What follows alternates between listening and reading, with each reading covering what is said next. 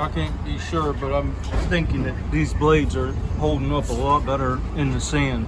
I don't know if it's because they are channeling sand instead of letting sand drag down the tip, down the edge.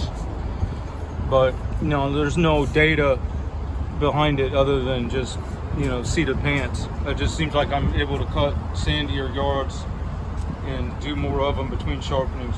So I'm gonna keep experimenting with that. Quick update here, working on I think the last lawn in this area.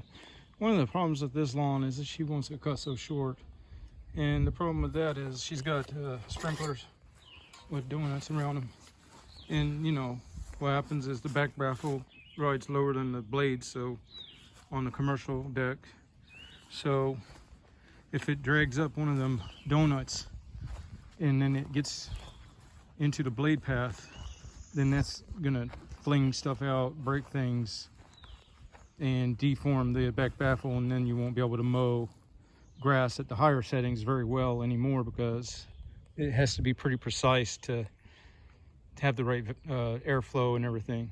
And that brings up airflow on this lawn.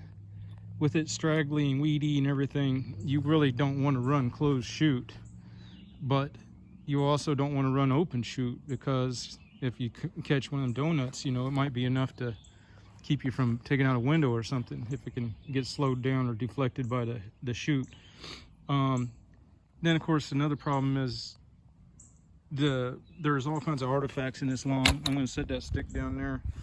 You can put my whole foot underneath of that stick, and it's like in over here, you know, obviously not, it's touching all over this lawn. There's divots and artifacts from old trees that were taken out or whatever, and of course there, because the deck doesn't get down into each of those little divots, the weeds, you know, they just spring back up because you're cutting further from their stem, and there's no way to get down in on all those little divots unless you weed whack the whole yard.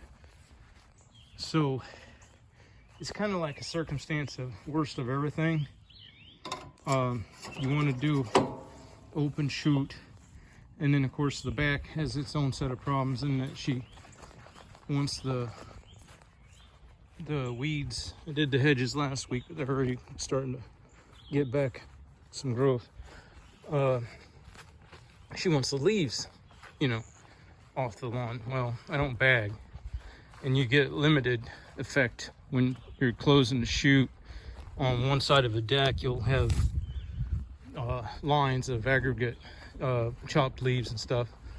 The only way I know to handle the sweeping of a lawn like this is to go forward and then back up, so you're using directional discharge to move the chopped leaves, which get so fine by the time you get over here towards the wooded lot that they become irrelevant.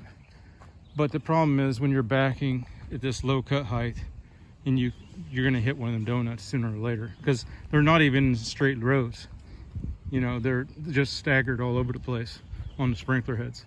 All right, I see she's just pulling in, so I'll catch you later.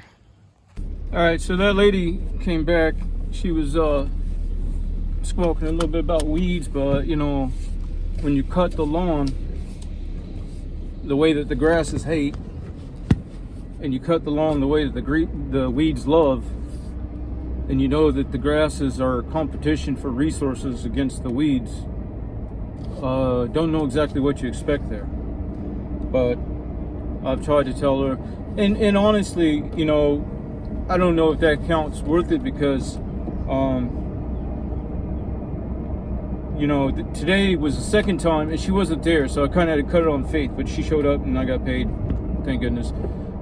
But there's only been twice that I mowed there where it's been profitable for me, because all the other times she was calling me on a day that I'm not in the area, but off schedule. You know, I told her before that I'm in this area on Mondays. So today it was a faith cut that I went ahead and did, worked out. Last week, or last 2 weeks ago, it was I had to negotiate with her, and it was like, she was like, I said, well, it looks like it's going to need cut, before next Monday. And she was like, oh yeah, it'll definitely be cut later in the week. And I'm like, well, you know, I've talked to you about this before. I'm not here later in the week, you know. So I had to kind of, and I think it clicked with her then, maybe, although it doesn't seem like she maybe gets it still, because she didn't leave a check under the mat, or she didn't, you know, make provisions and she left out. But apparently it was just somewhere's local. But anyway, wrapping it up, I guess, there's no point in working too hard, because there's just not enough lawns here with the drought that we've got. You know, I did between 9 a.m. and 12:30. So I don't know if that's a good or not.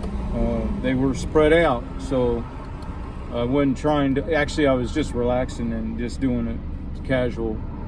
So wasn't trying to break any records or anything. Obviously I didn't. But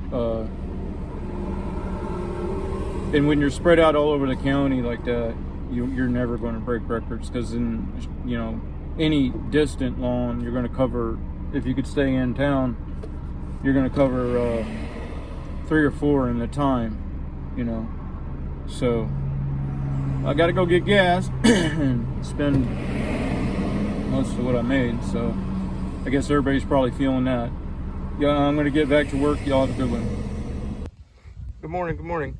So I know I keep talking about this, but it just pays off all the time. And for me, solo operator, picked up another yard just around the corner.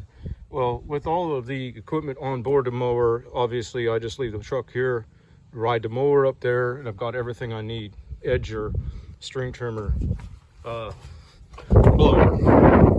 So I have my pieces there, and just some garden.